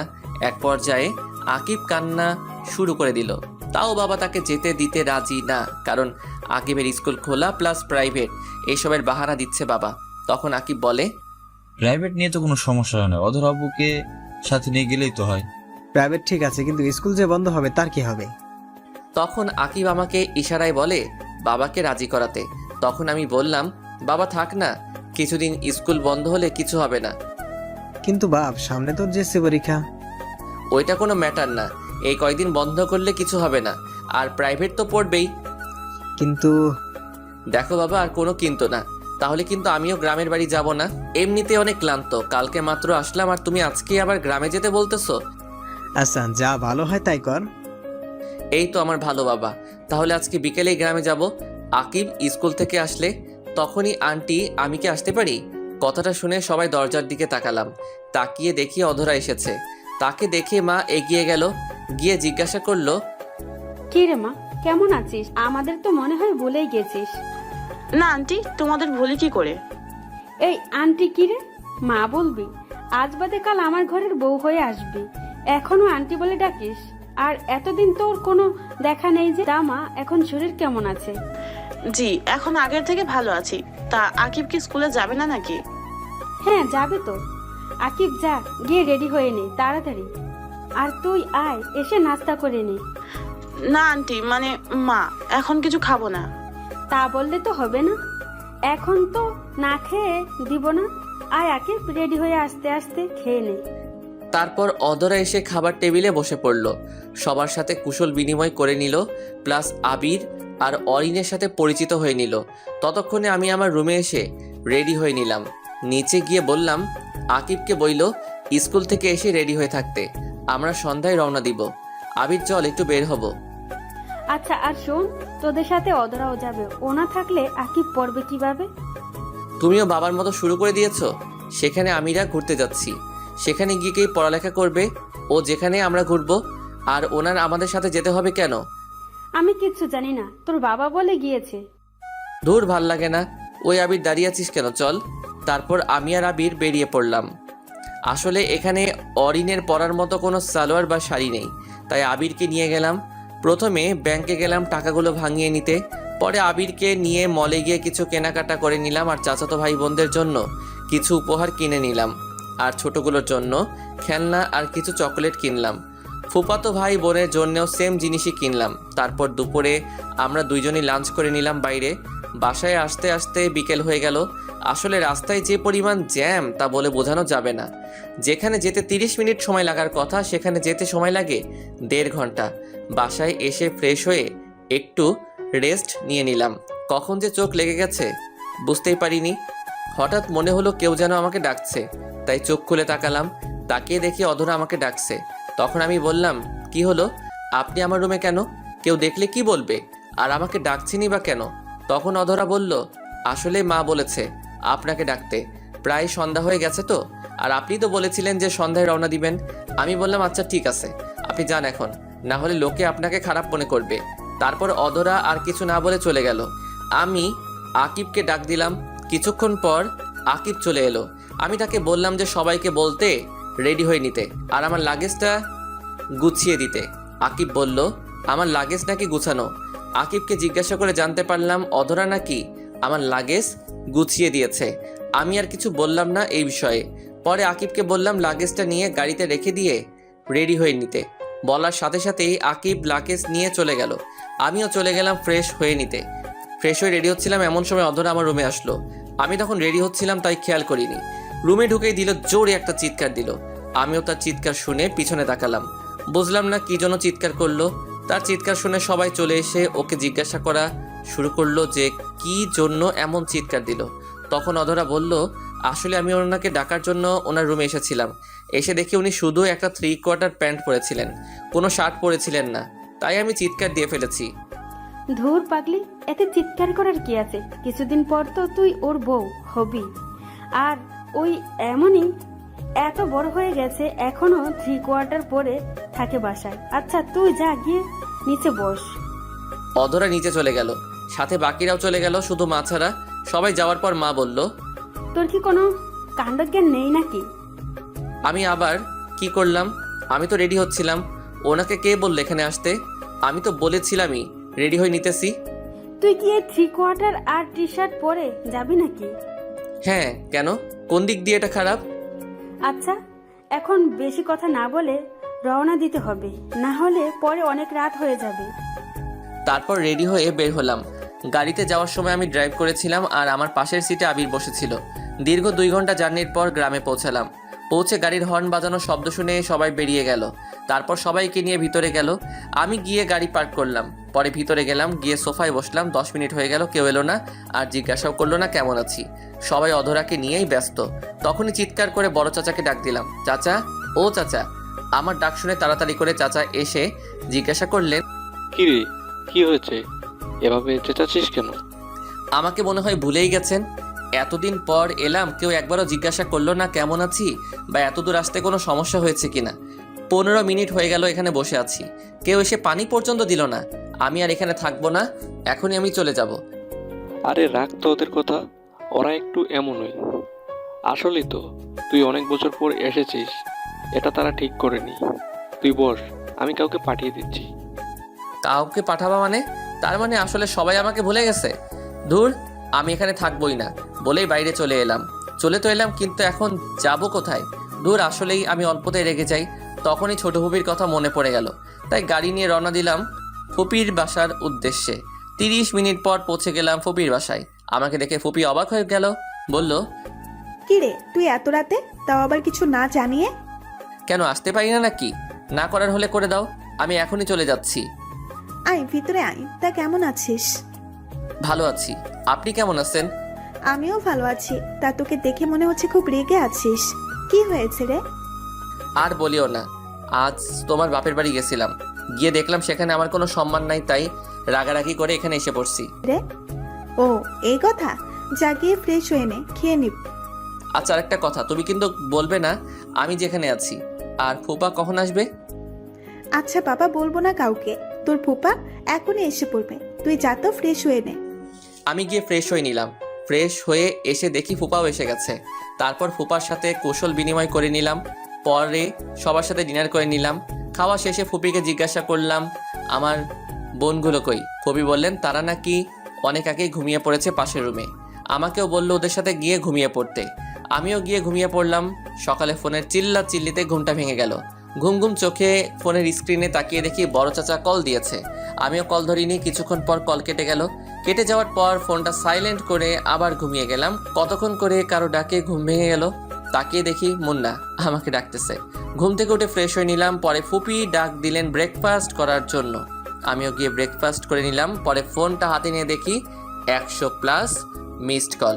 চেক করে দেখলাম বাবা, চাচা, চাচি, মা, আপু সবাই কল করেছে। আর একটা নাম্বার দেখে খুবই অবাক হলাম, কারণ আমি আমেরিকা যাওয়ার পর যে মেয়েটা কল দিয়েছিল আজকেও সেই কল দিয়েছে, এমনকি রাতেও কল দিয়েছে।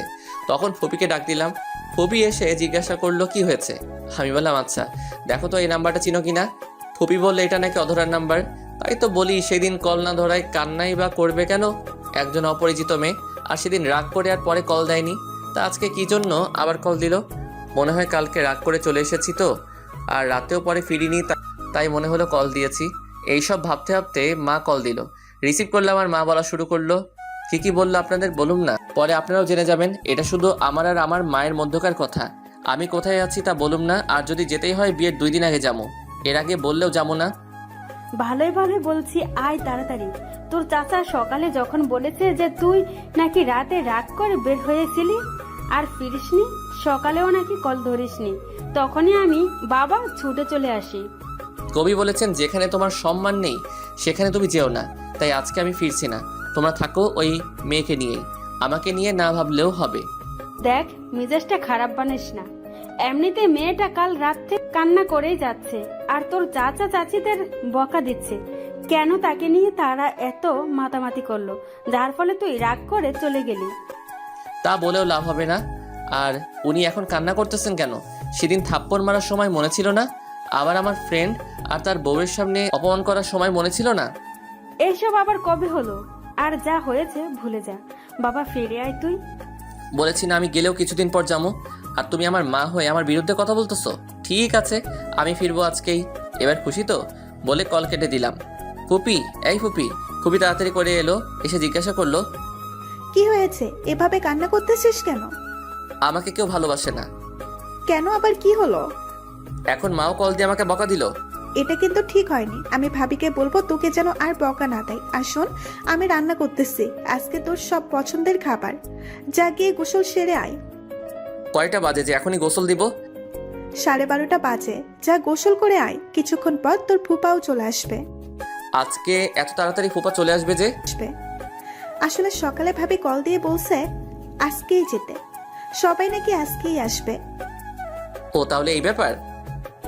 যা তাড়াতাড়ি গিয়ে গোসল সেরে নে, তারপর সবাই একসাথে খেয়ে রওনা দিব। তারপর আমি গিয়ে গোসলটা সেরে নিলাম। পরে নামাজ আদায় করলাম। ফুপা আসার পরে সবাই একসাথে দুপুরের খাবার খেলাম। খেয়ে কিছুক্ষণ রেস্ট নিলাম। এরই মধ্যে সবাই রেডি হয়ে নিল। পরে সবাই মিলে রওনা দিলাম। 1 ঘন্টা পর বাসায় পৌঁছালাম। আসলে ভাই কি বলবো, রাস্তায় যে পরিমাণ জ্যাম, তার উপরে আবার রং সাইড দিয়ে লোকেরা গাড়ি ঢুকিয়ে দেয়, যার ফলে জ্যামের সৃষ্টি হয়। আর ট্রাফিক পুলিশও নিজেদের কাজ ঠিকমতো করতে পারে না, শুধু দেখে কিভাবে টাকা খাওয়া যায়। আর এই জ্যামের কারণে 30 মিনিটের জায়গায় 1 ঘন্টা লাগলো। বাসায় এসে দেখি সবাই মিলে ডাইনিং রুমে বসে গোল মিটিং করতেছে। ভিতরে ঢুকে তাদের কাছে গেলাম। তাদের রিয়াকশন দেখে মনে হইতেছে এখানে কেউ নেই। তখন বললাম, দূর, কেউ কি কথা বলবা না নাকি? দূর, এইভাবে কল করে ডেকে এনে এখন কেউ কিছু বলছে না। থাকো তোমরা। আমি ফিরে গেলাম আবার। এইবার আর আসমুই না, গিয়ে আমেরিকা চলে যাব। ভাবি, তোরা কি থাকবি নাকি আমার সাথে যাবি? সরি রে, আমরা এখানেই থাকছি, তুই চাইলে যেতে পারিস। তুই বন্ধু নামের কলঙ্ক, থাক তুই, আমি গেলাম বলে চলে আসতে নিলাম। তখনই ঝড়ের গতিতে কে জানি এসে আমাকে জড়িয়ে ধরলো। আমিও ধাক্কা সামলাতে না পেরে মাটিতে পড়ে গেলাম। আর যে জড়িয়ে ধরেছিল সে আমার উপরে পড়েছে। চোখ খুলে তাকিয়ে দেখি যে আমাকে জড়িয়ে ধরেছে সে আর কেউ নয়, অধরা। এদিকে তো লজ্জায় আমার মাথা কাটা যাচ্ছে। সবাই বলে ছেলেদের লজ্জা থাকতে নেই, আপনারাই বলুন তো মিয়া, একটা মেয়ে যদি ছেলেটার পরিবারের সবার সামনে এভাবে জড়িয়ে ধরে তাহলে তো ছেলেটা লজ্জা পাবেই। আমার ক্ষেত্রেও সেটাই হয়েছে। কোনো রকম ওকে ছাড়িয়ে উঠিয়ে দাঁড় করালাম। যেই একটা থাপ্পড় দিতে যাব তখনই চোখ বন্ধ করে নিল। মেয়েটার মুখটা দেখে কেমন যেন বুকের পাশটা নড়াচড়া করে উঠল। তাই আর থাপ্পড় দিলাম না, সরাসরি জিজ্ঞাসা করলাম, কি হলো? শুনলাম কাল রাত থেকে রাখি কিছুই খাননি। অধরা তখন চোখ খুলে তাকিয়ে জবাব দিল, কে বললো আমি খাইনি? আমি তো রাত্রেবেলাও খেয়েছি। তার মানে সবাই আমাকে মিথ্যা কথা বলেছে? তুমি আমার মা হয়ে আমার সাথে এটা করতে পারলা? আরে সত্যি বলেছি, ও কাল থেকে কিছুই খায়নি, শুধু কান্না করেছে। 1 মিনিট তুই দাঁড়িয়ে আছিস কেন? তুই না চলে যাচ্ছিস? তাহলে চলে যা। কে আমার ছেলেটাকে বের করে দিচ্ছে দেখি তো। কথাটা শুনে পিছনে তাকিয়ে দেখি মেজো ফুপি, ফুপা আর ওনার মেয়েরাও এসেছে। আমি একটু কান্না কান্না ভাব নিয়ে ফুপিকে বললাম, দেখো ফুপি, আমি এতদিন পর বাসায় আসলাম আর আমাকে বাসা থেকে বের করে দিচ্ছে। এটা তো ঠিক না। আমার বাবাটা কত বছর পর এসেছে আর তোমরা ওর সাথে এমন করছো কেন? সাদে কি আর করছি, ছেলেটা এখন অনেক বদলে গেছে, কথায় কথায় রাগ করে। আগে কতই ভালো ছিল, এখন কিছু বললেই রাগ করে চলে যায়। ভাবি বুঝেন না কেন? এটা ওদের বংশগত। শুধু তুমি বললে বলে আজকে গেলাম না, না হলে চলেই যেতাম। আর তোমরা কি দরজায় দাঁড়িয়ে থাকবে নাকি ওই মুরগির ডিম? কেমন আছিস? দেখো, ভালো হবে না কিন্তু। আমারও একটা সুন্দর নাম আছে। ভাবি দেখো না ভাই আমাকে কিসব বলছে। তুই আবার ভাবি পাইলি কই? আমি তো তোরে বিয়া করবো, জানোস না তুই? ধুর, মজা বাদ দে তো। যা তোর রুমে যা, আমরাও গিয়ে ফ্রেশ হয়ে নেই। ফুপিরা চলে গেল ফ্রেশ হতে, আমিও আমার রুমে চলে গেলাম। রুমে গিয়ে ফ্রেশ হয়ে নিলাম। ফ্রেশ হয়ে বের হয়ে দেখি আমার গাড়ির চাবিটা টেবিলের উপর নেই। তখনই চেঁচিয়ে মাকে ডাক দিলাম। মা এসে বললেন, কি হয়েছে? সারের মতো চেঁচাচ্ছিস কেন? সাদেকে আর চেঁচাচ্ছি? আমার রুমে কে এসেছিল আর আমার গাড়ির চাবি কই? যে তোর রুমে এসেছিল সেই গাড়ির চাবি নিয়ে গেছে। সেটাই জানতে চাইছি, কে আমার রুমে এসেছিল? সেটা আমি কি করে বলবো? আমি কি তোর রুমের সিকিউরিটি গার্ড নাকি? বলে মা হনহনিয়ে চলে গেল। তখনই আকিবকে ডাক দিলাম। বেচারা আমার ডাক শুনে দৌড়ে চলে এলো। এসে বলল, ভাই আমায় ডাকছিলে কেন? তুই কি আমার গাড়ির চাবি নিয়েছিস নাকি? আমি তোমার গাড়ি চাবি নিয়ে কি করবো? আর আমি তো গাড়ি চালাতে পারি না। তবে কিছুক্ষণ আগে দেখলাম ভাবি তোমার গাড়ি নিয়ে কোথায় যেন গিয়েছে। বলিস কি? ওনার এত বড় সাহস আমার গাড়ি নিয়ে গেছে? আর তুই কি সবাইকে সবার গিফট বুঝিয়ে দিয়েছিস নাকি? না ভাইয়া, আজকে নাকি বড় ফুপি আর সেজো ফুপি আসবে রাতে, আর তারা আসলেই সবাইকে একসাথে দিয়ে দেবো। আচ্ছা, এখন কয়টা বাজে রে? কেন ভাই, ঘড়ি দেখোনি? এখন তো রাত 8টা বাজে। এই রাতের বেলা উনি আমাকে গাড়ি নিয়ে বের হলেন, আল্লাহ জানে আমার গাড়ির কি হবে। আমি আর রাকিব কথা বলছিলাম, তখনই ছোট চাচা এসে বললেন, শোনো, রাতে কিন্তু বের হোস না। কেন চাচা, রাতে বের হলে কি হবে? আর বলিস না, এলাকার পোলাপান সব নষ্ট হয়ে গেছে, যাকে পায় তার কাছ থেকেই সব রেখে দেয়। আর মেয়েদের তো বের হওয়া আরো বেশি বিপজ্জনক। এসব কি বলতেছো তুমি? হ্যাঁ রে, কিন্তু তুই এত ভয় পাচ্ছিস কেন? আচ্ছা, অধরা কি ফিরেছে নাকি? অধরা আবার কোথায় বের হলো? আকিব বলল উনি নাকি কিছুক্ষণ আগে আমার শাড়ি নিয়ে বের হয়েছেন।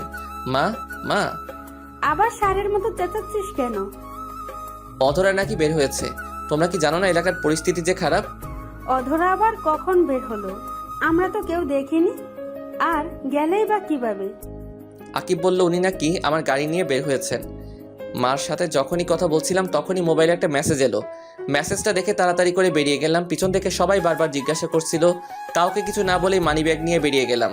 বাইরে বের হয়ে ড্রাইভারের কাছ থেকে চাবি নিয়ে থানার উদ্দেশ্যে রওনা দিলাম, সাথে আবিরকেও নিয়ে নিলাম। কিছুক্ষণ পর থানায় পৌঁছে গেলাম।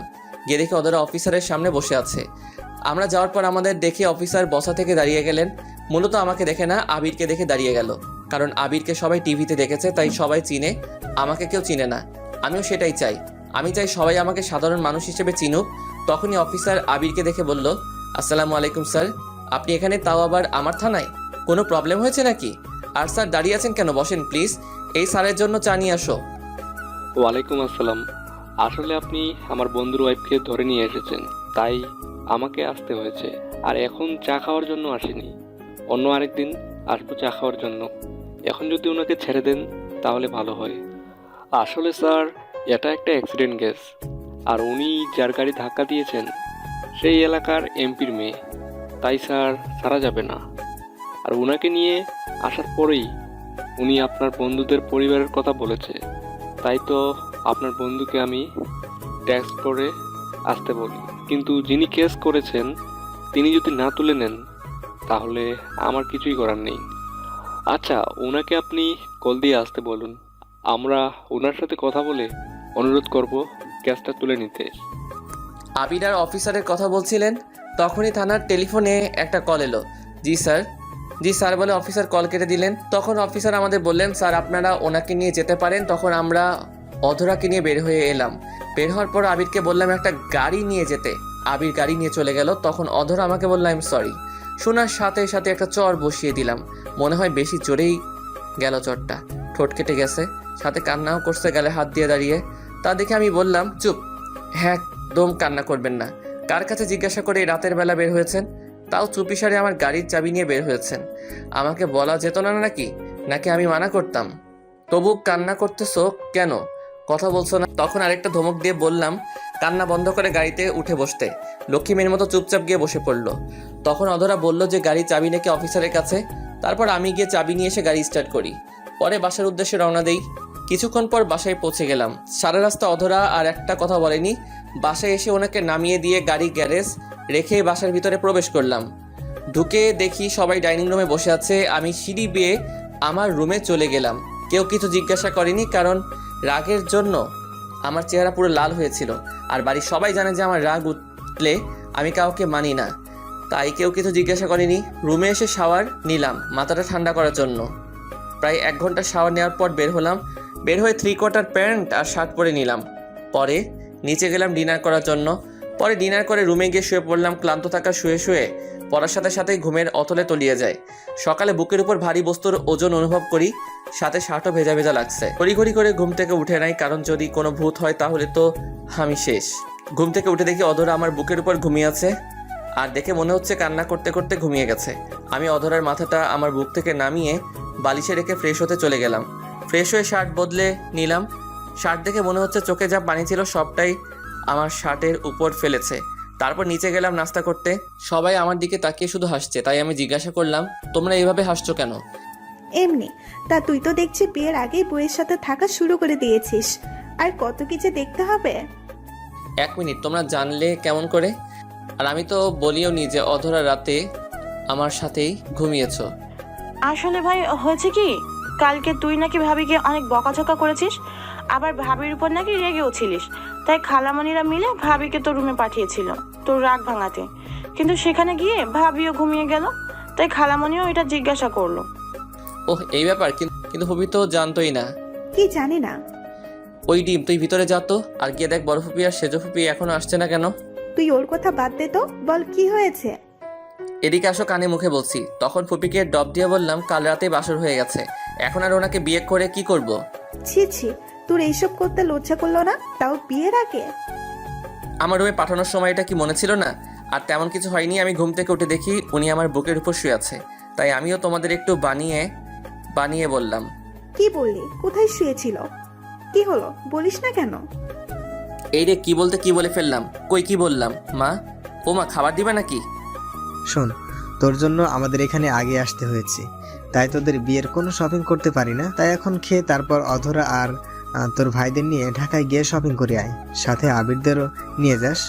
আর আসার সময় অধরার মামা মামিকেও নিয়ে আসবি। আচ্ছা। পরে মা খাবার এনে দিল, আমিও খেয়ে নিলাম। তখনই আকিব এসে জানতে চাইলো যে তার ম্যাডাম কোথায়, মানে অধরা। আমি বলে দিলাম কোথায় আছে। তারপর আকিব চলে গেল। আমি সবাইকে ডেকে বললাম রেডি হয়ে নিতে। তারপর খেয়ে নিলাম। খাওয়া শেষ করে রুমে গেলাম, গিয়ে দেখি অধরা এখনও ঘুমিয়ে আছে। তাই তাকে আর জাগালাম না, আমি গিয়ে রেডি হয়ে নিলাম। নিচে গিয়া মাকে গিয়ে বললাম যে অধরা এখনও ঘুমাচ্ছে, তাই আমরাই যাচ্ছি। আর ও মনে হয় অনেক ক্লান্ত, তাই আর ওকে ডাক দিও না, উঠলে খাবার দিয়ে দিও। আমরা গেলাম। তারপর আমরা বের হয়ে গেলাম। কিছুক্ষণ পরে আমরা বসুন্ধরা শপিং মলে চলে গেলাম। তারপর সবাই যার যার মতো শপিং করতে চলে গেল। আমি আবির আর অরিন একদিকে গেলাম শপিং করার জন্য। কিছুক্ষণ পর অধরার মামা মামিও চলে এলো। তারপর তারা বিয়ের শপিং করতে লাগলো। আমার জন্য একটা নীল পাঞ্জাবি নিলাম বিয়ের দিন পরার জন্য, আর অধরার জন্য একটা লেহেঙ্গা নিলাম নীল রঙের, সাথে ম্যাচিং করে নীল পাথর বসানো চুড়ি আর একটা নেকলেস নিলাম। বাকিগুলো স্বর্ণের নিলাম। তারপর সবাই মিলে রেস্টুরেন্টে গিয়ে দুপুরে খাবার খেয়ে নিলাম। তারপর সবাইকে দিয়ে কিনা জিনিসগুলো গাড়িতে উঠালাম আর তাদের বললাম গাড়িতে বসতে। পরে আমি আর আবির জুয়েলারি শপে এলাম। সেখান থেকে অধরার জন্য একটা ডায়মন্ডের আংটি কিনলাম। বিয়ের দিন রাতে এটা তাকে পরিয়ে দেব। তারপর সেটা আমার পকেটে নিয়ে বিল পে করে চলে এলাম। তারপর বাসার উদ্দেশ্যে রওনা দিলাম। বাসায় পৌঁছাতে পৌঁছাতে সন্ধ্যা হয়ে গেল। বাসায় আসার সময় আবার বাড়ির সব মেয়েদের জন্য ফুচকা নিয়ে এলাম, সাথে করে অধরার মামা মামিকেও নিয়ে পেলাম।